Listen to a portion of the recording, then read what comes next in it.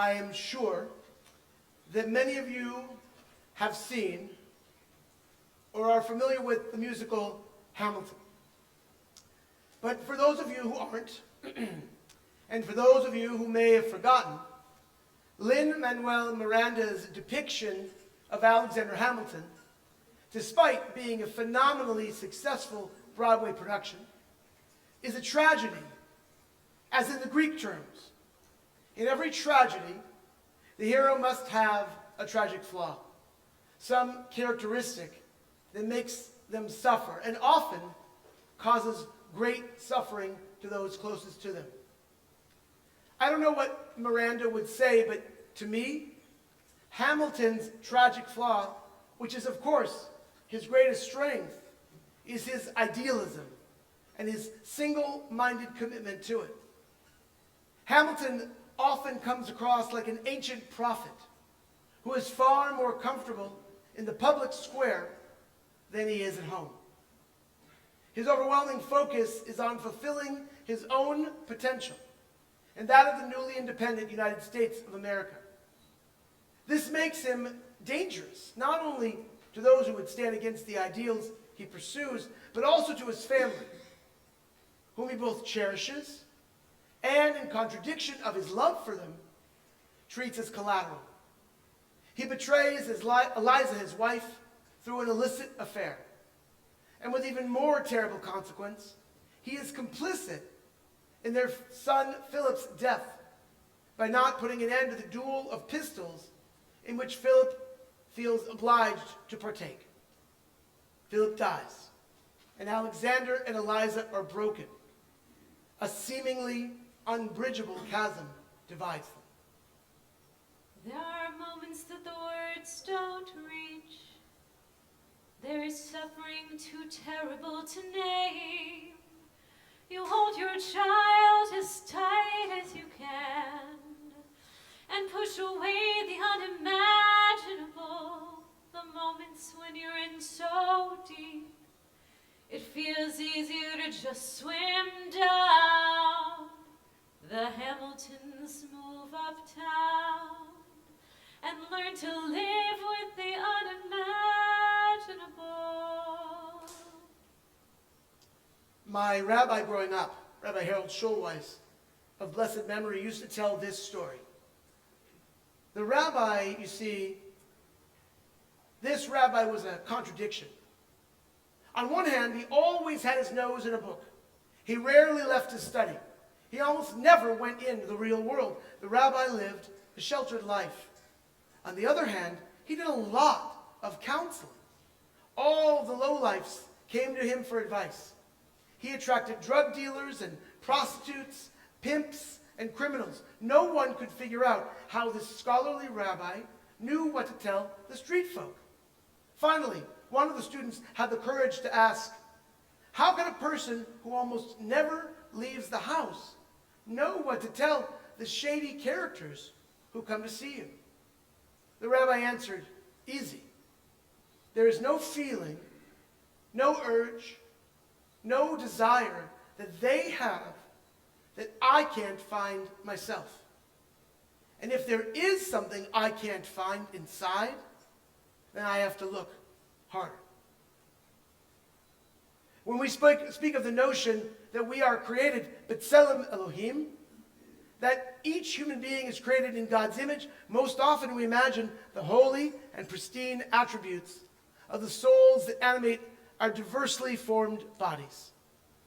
B'Tselem Elohim should inspire us to channel the best versions of ourselves, as well as to seek openness towards those of every other person. However, the common connection of our Tselem Elohimness also means that we have the dark stuff in common too. It stands to reason that a crucial ingredient of teshuvah, the act of seeking forgiveness, is empathy. We cannot truly understand the wrongs we have committed without seeking to understand their impact. Frequently, though, the other way around may also be true. Perhaps an offer of forgiveness without empathy for the perpetrator is incomplete. I want to repeat that. Perhaps an offer of forgiveness without empathy for the perpetrator is incomplete. Seeing the humanness in the other and the impulses that might have led to them may make this process a deeper and more important experience. Here, I do want to offer the caveat that there are indeed some transgressions that are beyond this prescription. But for the sake of this talk, I encourage us to stay within the bounds of normatively difficult interpersonal behaviors and acts inflicted upon us. For we are here today to consider and contemplate the things we have done for which we need forgiveness, and the things that others have done to us for which we may need to seek to offer it. Teshuvah, this word we speak of over and over again, leading up to and through these days of awe, is the act, the effort that both parties are engaged in, even though it feels like it's unilateral. We engage in teshuvah through a series of steps, defined differently by various sources, Jewish and otherwise. But common to many of these steps is the need for recognition of the harm we've done, quietly to ourselves, then out loud to the ones whom we've caused to suffer, a pursuit of restitution, if at all possible, a request for forgiveness, and finally, as Maimonides, the great Rambam, taught 900 years ago, when given the chance to repeat our transgression, we refrain. This is a journey. And the more severe our transgression, the steeper and longer it may be. But only one part of it relies on the other whom we have harmed. And it's something we aren't really privy to. I mean, yes, we might be able to hear those beautiful words, I forgive you, like following the Kol Nidre prayer when we read, Moses prayed to God, as you have been faithful to these people ever since Egypt, please forgive their failings now in keeping with your boundless love. And God responded, I forgive as you have asked. Yet, there is another piece critical to this process, and that is the slichot, the forgiveness itself. And as Shakespeare's Hamlet would remind us, there's the rub. Teshuvah is the work we are called to do as imperfect beings who lose our way, miss the mark, forget or betray our most cherished values. But slichot, forgiveness, is another matter entirely. Forgiveness isn't directly related to the acts of teshuvah that our perpetrator endeavors. How do we know this? Precisely because of the way our tradition requires us to offer it. If our perpetrator does all of the steps of teshuvah, they admit, they apologize, they endeavor to make restitution, and then they ask to be forgiven. If we turn them away 3 times, the weight of the act now falls upon us. Because we live in a soulfully connected world.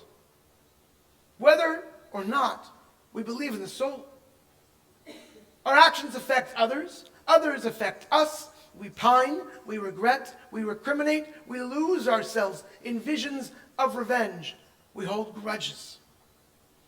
And as one saying goes about grudges, holding a grudge is like letting someone live rent-free in your head. But perhaps forgiveness feels like too much of a stretch. Our righteous indignation is too precious to let go of. We are right, after all, for we were wronged.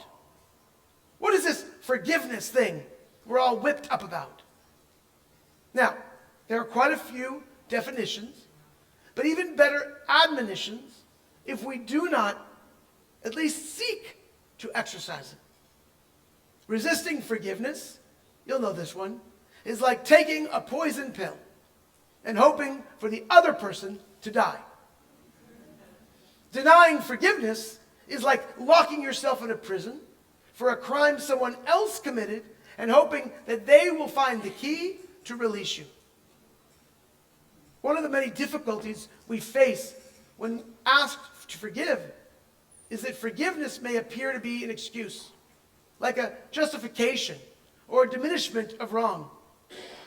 Hamilton's large and startling figures allow for no such illusions. Eliza's pain is keenly felt. Her injuries are fully apparent. And there is no question as to who has betrayed her. She does not forgive because her pain is minimal, but because it is significant, and she overcomes it. The word forgive comes from the Old English vergeven, meaning to give or grant or allow, to remit a debt, to pardon an offense, also to give up, and, interestingly, give in marriage. The American Psychological Association defines forgiveness as something that involves willfully putting aside feelings of resentment towards someone who has committed a wrong, been unfair or hurtful, or otherwise harmed you in some way. Forgiveness is not merely accepting what happened or ceasing to be angry.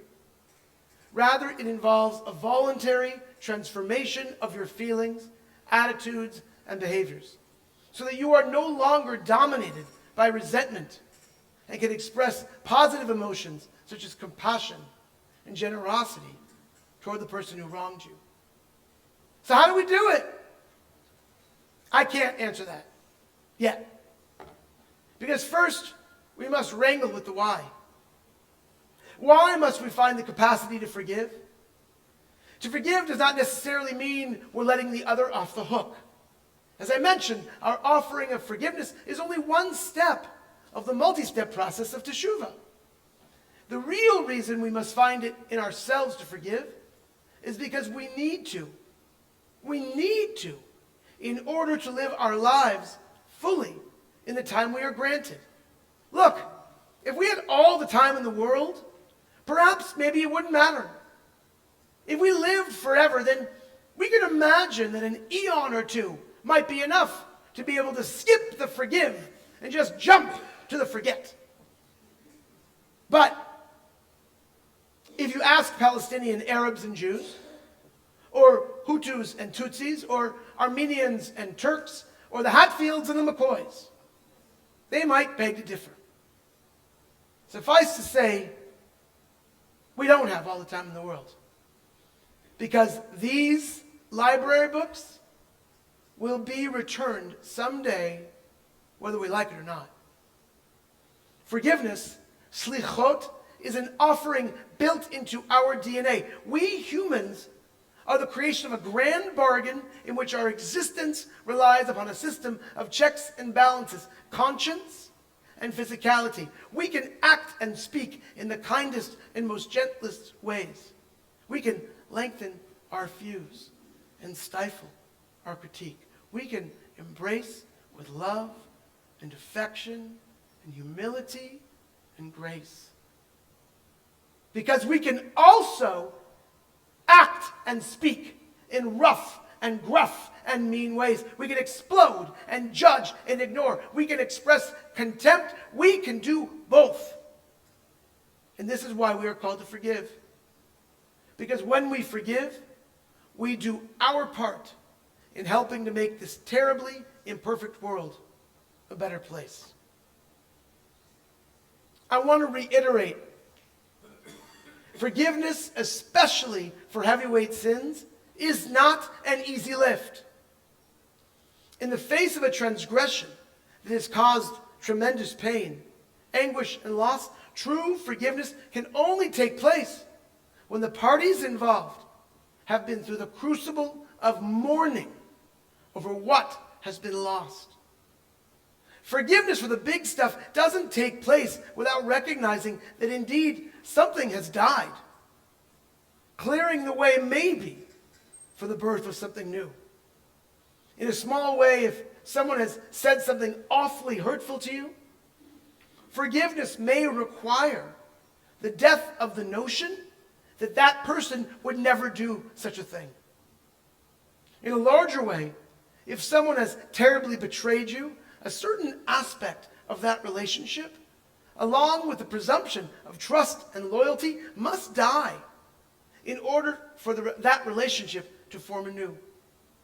Only then is it possible for forgiveness to take effect. And sometimes forgiveness is actually part and parcel with the ending of a relationship altogether. Perhaps the transgression is so severe that while you do not wish to spend the rest of your life pining over the betrayal, something was so manifestly broken that something new has to take its place. This only happens if we are willing to do the hard work of grieving what was lost. Only then can we reimagine life differently. We cannot speak about the possible range of forgiveness without recognizing that there are some human behaviors that break the covenant we had agreed to.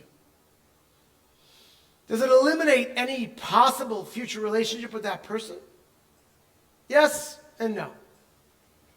We may very well be able to continue in a connection with them, but to do so, the old version of the relationship must die in order for a different one to be born.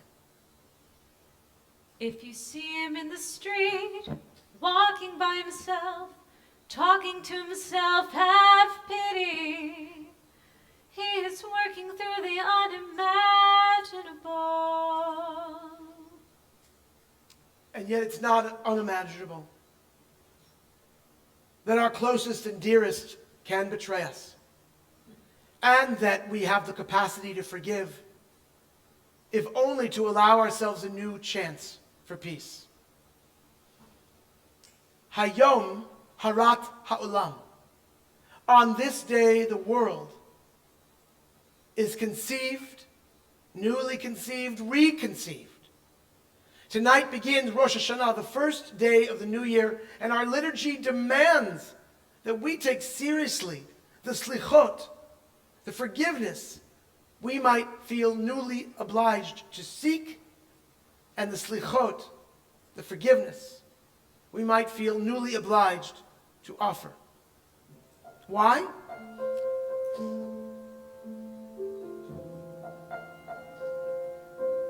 Because when you do, you engage in the reforming of this world that so often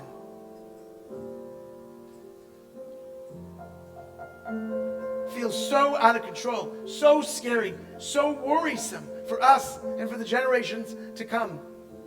You and I, we all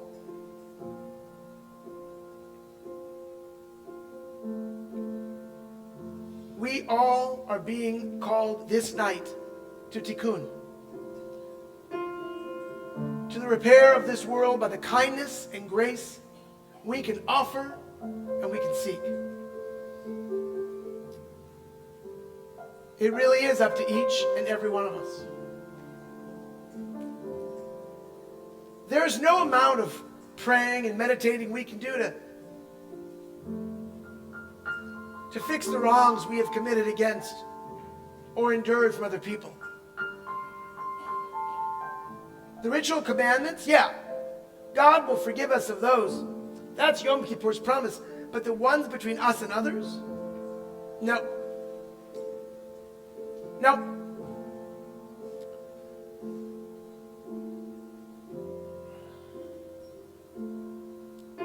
Those only find repair when we free ourselves of the resentment that keeps us bound, imprisoned and poisoned.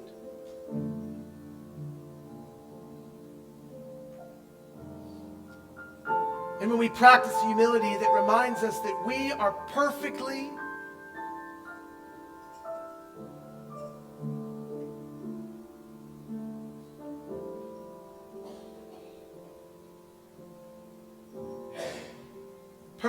imperfect beings.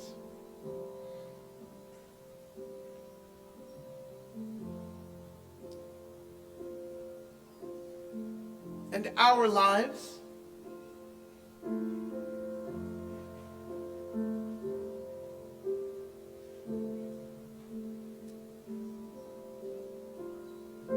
They have value precisely because we do not have infinite time to live. If you see him in the street, walking by your side, talking by your side, have pity. He is trying to do the unimaginable. See them walking in the park, long after dark, taking in the sights of the city. They are trying to do the unimaginable. The words don't reach. There's a grace too powerful to name. We push away what we can never understand. We push away the unimaginable. They are standing in the garden, Alexander by Eliza's side. She takes his hand. Forgiveness, can you imagine? Forgiveness, can you imagine?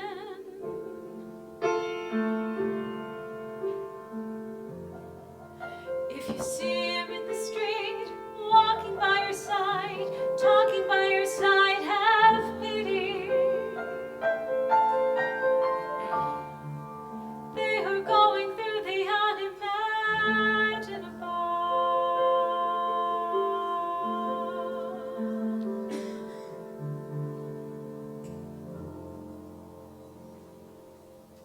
Rabbi Eliezer, it was taught, would teach his students that one should always make teshuvah on the day before their death.